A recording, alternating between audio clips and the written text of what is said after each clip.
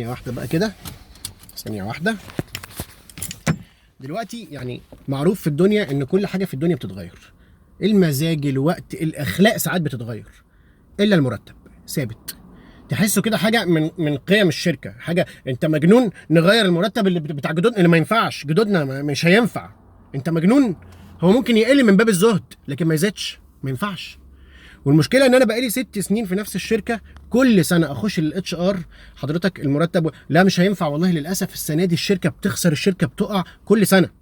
حضرتك انت بقالك 6 سنين بتقع، ده انت لو عمل تطوعي، ده انت لو فاتحين لوجه الله كنتوا قفلتوا، ده انتوا لو بتقعوا من قعر القفه كنتوا وقعتوا. القرف اللي انا بقوله ده ما علينا. المهم ان انا عندي شركه بتقع، فوهي بتقع بيعملوا ايه؟ بيعينوا ناس جديده. طب حضرتك انت بتعين ليه؟ انت يعني لا، ما احنا لو وقعنا مش هنقعد لوحدنا، لا ناخدهم يقعوا معانا، طالعين رحله. لا، والمشكله بيتعينوا بمرتبات اكتر من الناس القديمه. طب ليه حضرتك؟ انا مش مجتهد كفايه؟ انا مش يعني انا مش مجتهد يعني، ما بقعش كويس، محتاج ازود شويه. اعمل ايه؟ اعمل ايه؟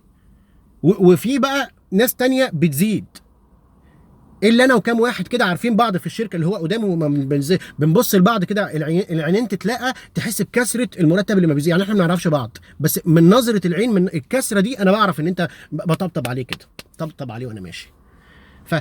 واللي يضحك ان كل سنه يتعمل لنا ايفالويشن اللي هو التقييم السنوي، ويطلعوا مبسوطين. فحضرتك مبسوط؟ تقييمي كويس، الحمد لله. انت مبسوط؟ طب انا مش هنبسط؟ لا لا معلش. طب حضرتك بقى لي 6 سنين لا. حضرتك المرتب والالتزامات لا. فلو انا في الشركه دي بقدونس، قول ابعت لي ايميل رسمي، قول لي دير سير كايندلي بي انفورمد ذات يو ار بقدونس، اللي هو حاجه ما حدش عارف بتعمل ايه في الحياه. فوريها مثلا لابويا لما يجي يكلمني، يا بابا والله انا ما بزيدش عشان اهو بقدونس، يبقى ليها معنى. لكن انا كده على اخري، انا خلاص. وبعدين كل سنه يكلموني، انت هتستلم درع الشركه التشجيعي. تشجيعي ايه حضرتك؟ تشجيع؟ انت ليه بتتعامل مع الدرع كانه كاس عالم هاخده اسيحه واخد فيه قرشين؟ حضرتك ده درع بلاستيك ولا خشب، بتنيل اطلع فلوس من جيبي عشان اشتري رف احطه جنب اخواته في البيت. درع ايه؟ حصيله خبرتي في الشركه عندكم شويه دروع. درع مين اللي مسميه درع؟ هو انا ايه داخل معركه؟ درع ايه؟ ايه ده؟ مين اللي طلع ثقافه الدرع دي؟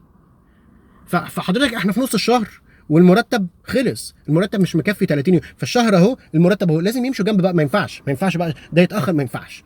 شوفوا لنا حل والنبي لو سمحت، شوف لي حل.